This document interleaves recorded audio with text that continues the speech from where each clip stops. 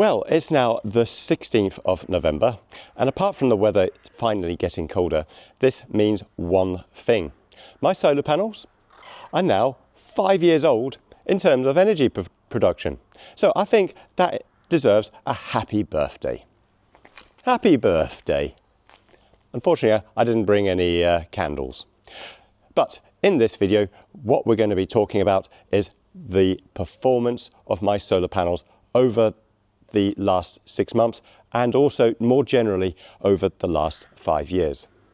We're also going to be discussing matters of maintenance, any concerns which I may have, any issues which have happened in the past, and then we're going to be asking the question, how would I do things differently if I was to do this project all over again?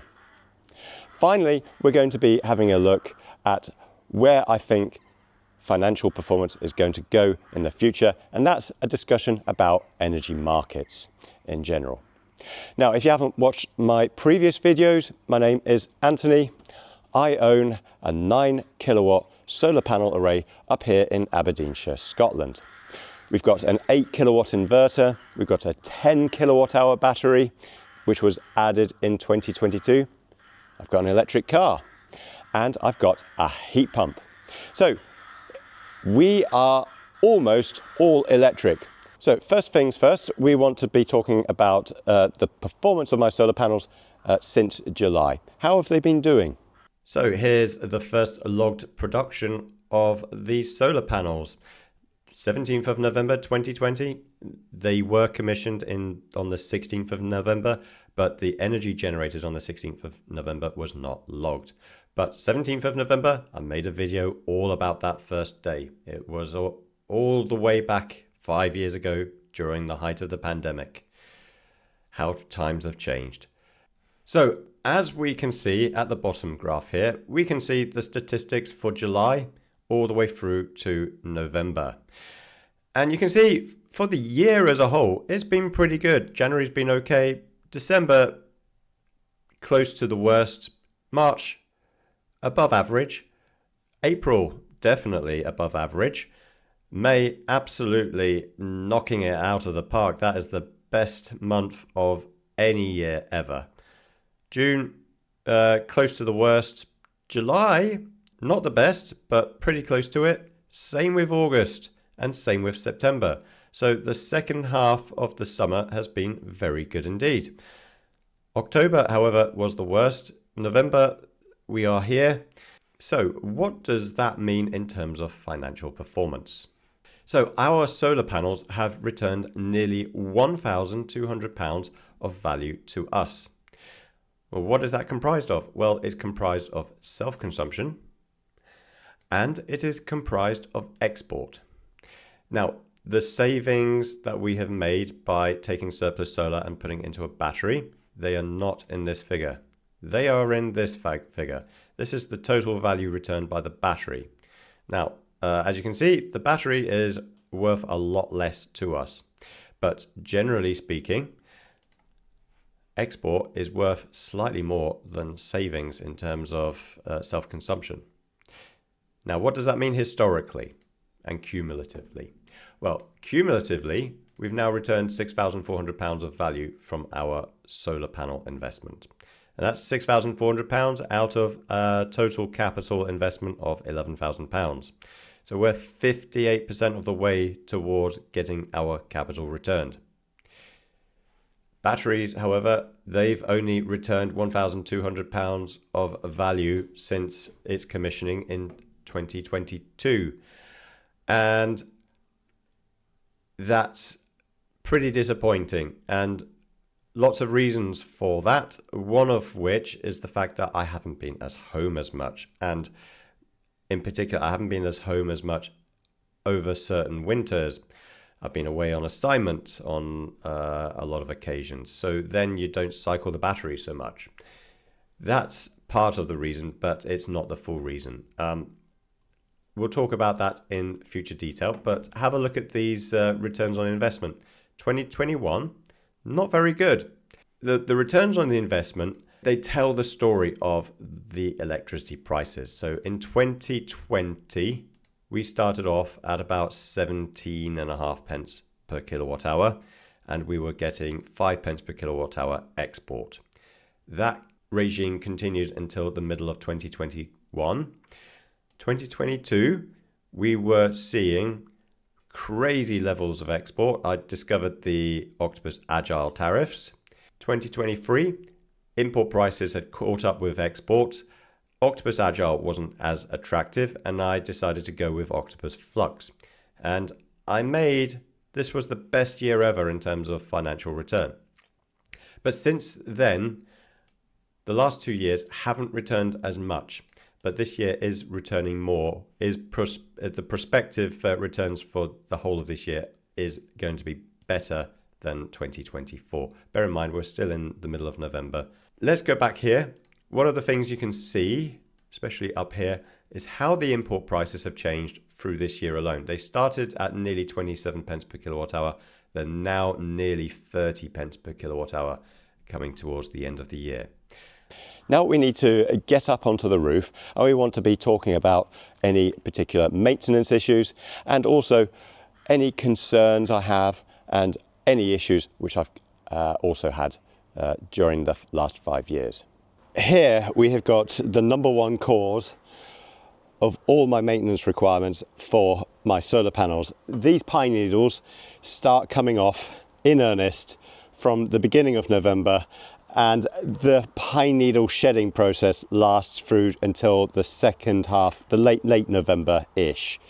Now, so far today, you can see, or so far this week, you can see we've got quite a few pine needles covering the solar panels, and they collect in all the gaps.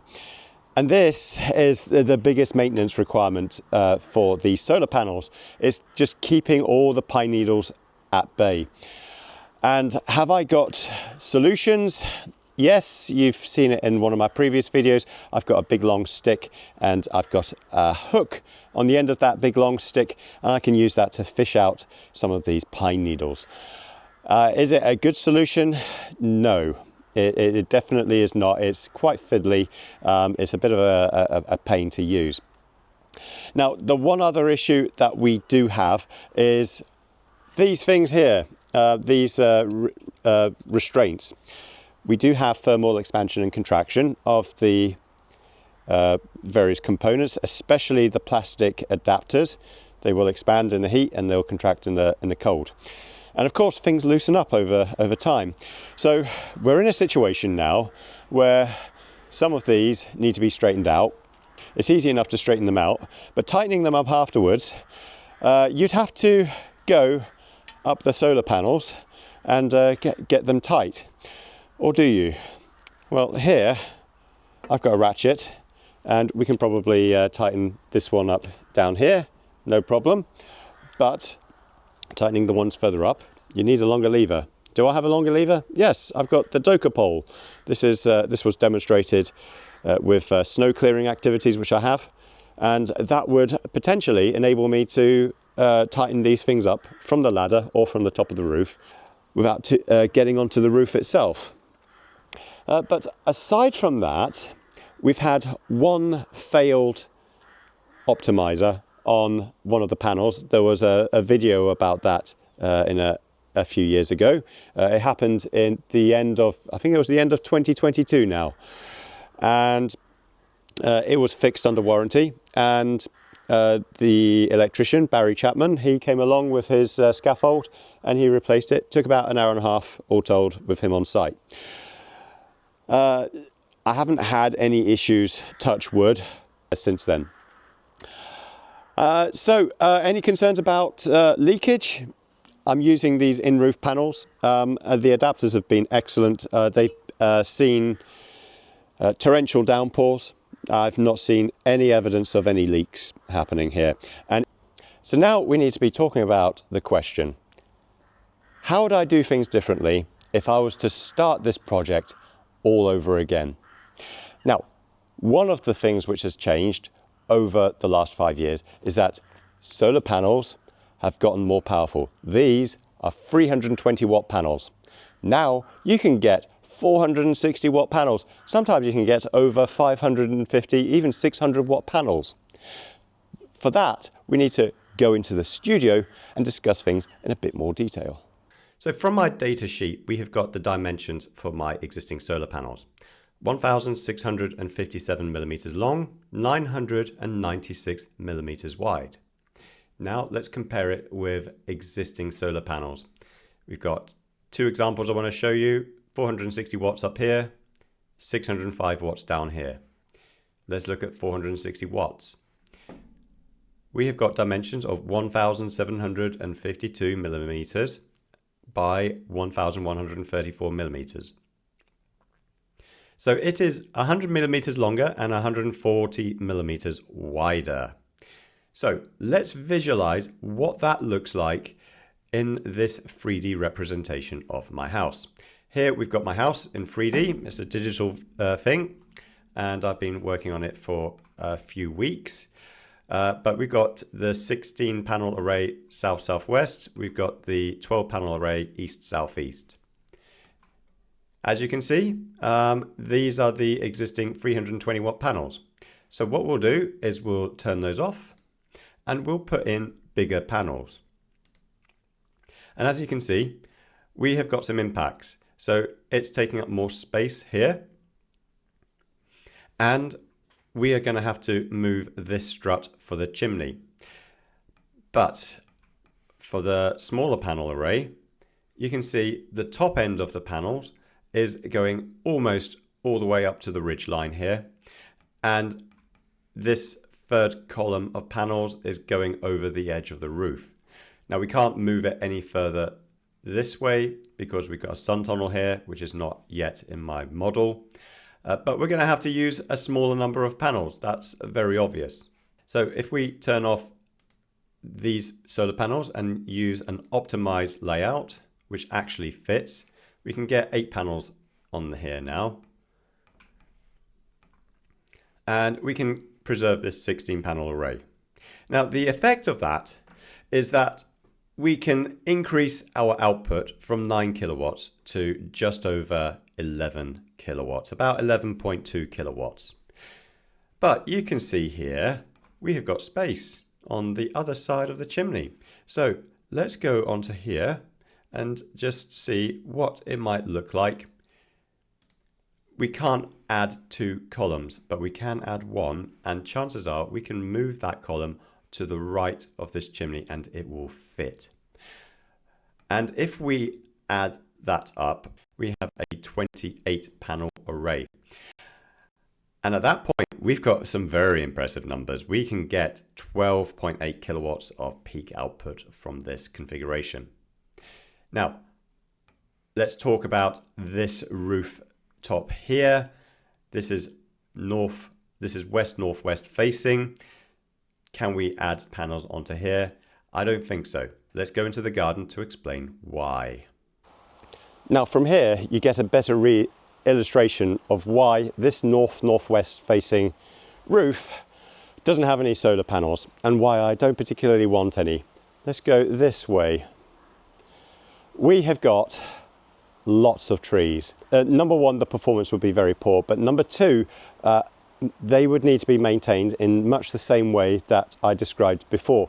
But to maintain them properly, you do have to go up onto the roof in order to tighten those bolts, as we've just discussed. And if you have solar panels on both sides of a ridge, you've denied yourself roof access at that point. So let's talk about the solar edge system, the solar edge ecosystem. Now, people who have watched my earlier videos will know that I used to have a hot water controller here. That cost about £400 plus £400 for all the metering bits of equipment. I got that traded in for £200, but that £200 is against my heat pump economic figure. So the first thing I'd do is not have a hot water controller. I don't think there's any point. The value of hot water is less than the value of solar exports. You're better off using your existing gas boiler or a heat pump to heat up your hot water. But I would be inclined to replace the solar edge inverter with a SunSync inverter, in particular the 8.8 kilowatt SunSync inverter. Now, SolarEdge, they've got fantastic data acquisition. The monitoring portal is brilliant.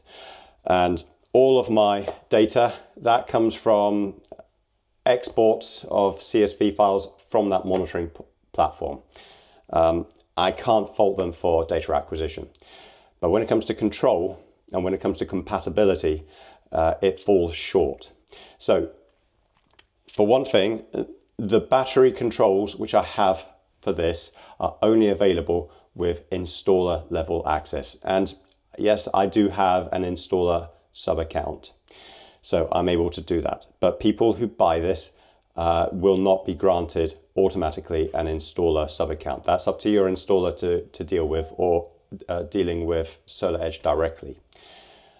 And that's such a backward move. They've got some controls available to system owners, but they're much more basic and a lot more limited compared to the installer level access. With SunSync, all the configuration options for your inverter are available to the system owner. And that's a much better arrangement. And it means you can set up your charge and discharge and peak shaving regimes as you see fit, without any kind of nonsense related to that. Second advantage with SunSync is that it has got emergency power 230 volt output. So it means you can run your consumer units or a sub-consumer unit panel off that emergency power, and it is rated at 8.8 kilowatts, whereas the regular grid connected output is only rated at 8 kilowatts. But SolarEdge does have one supposed trick up its sleeve, which SunSync does not. It's got these optimizers underneath every single panel, and they adjust the output of the panel to be optimum for the entire system. SunSync does not have that. It's got two maximum power point trackers inside the inverter itself, whereas with SolarEdge ecosystem, the maximum power point trackers are located in the panels themselves.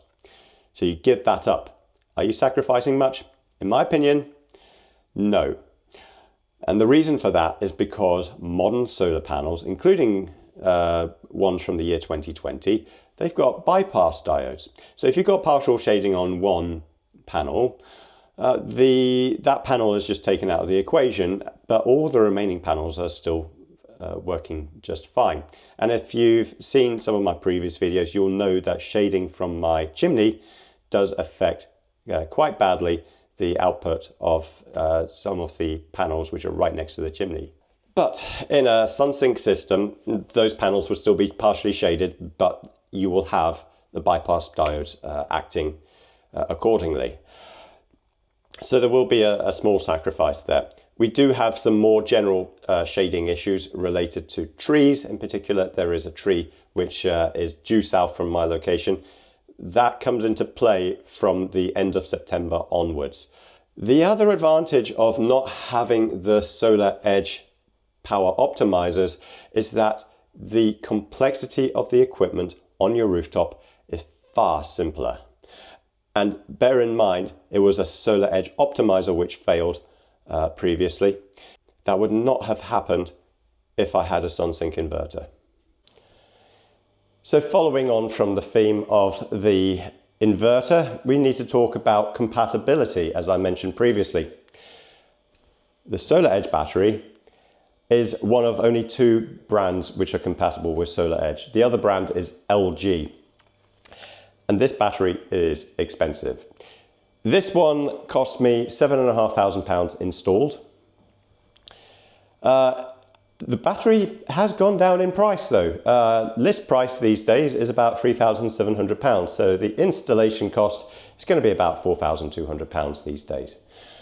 And so, yeah, I mean, the savings I've made from electricity have been far less than what I would have made from if I was to make savings just simply by waiting for the price of this thing to go down. But we've got far better batteries available and compatible with SunSync. So first off the list, Fogstar, 32 kilowatt hour battery, £3,500. That is really quite, it's an astonishing price. It's the best price I've seen anywhere on the internet out of any battery brand. But if you don't like Fogstar, we've also got Pylon Tech, we've got Dinas, we've got Sunsync's very own 48 volt batteries themselves. And all of these batteries come in at far lower prices than what this Solar Edge battery comes in at.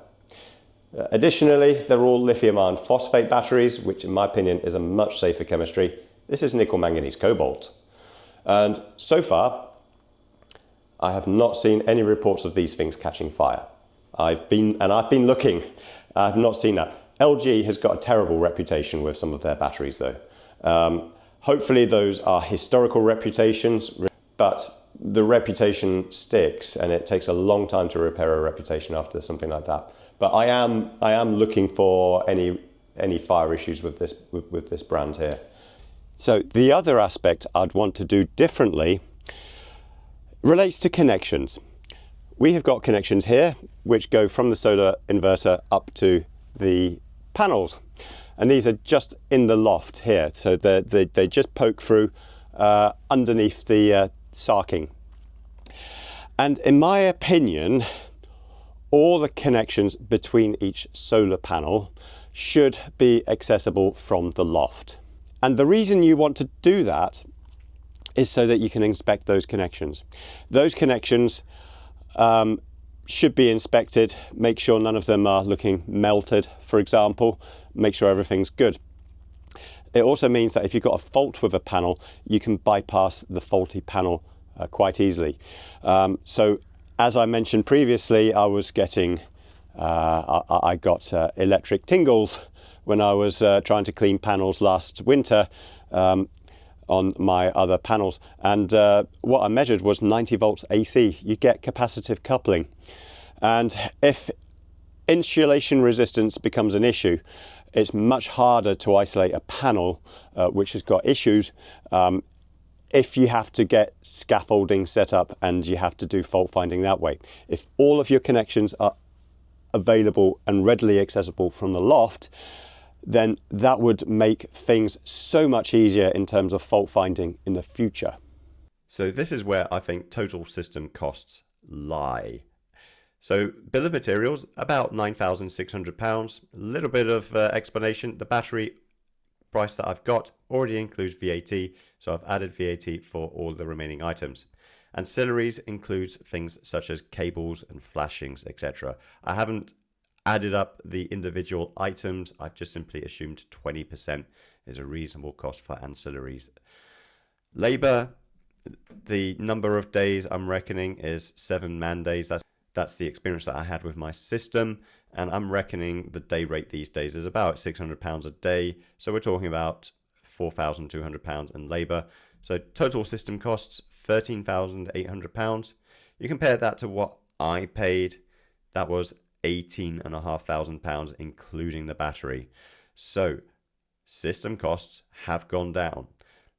So now comes the question of how are these solar panels going to be faring financially, at least, for the next few years?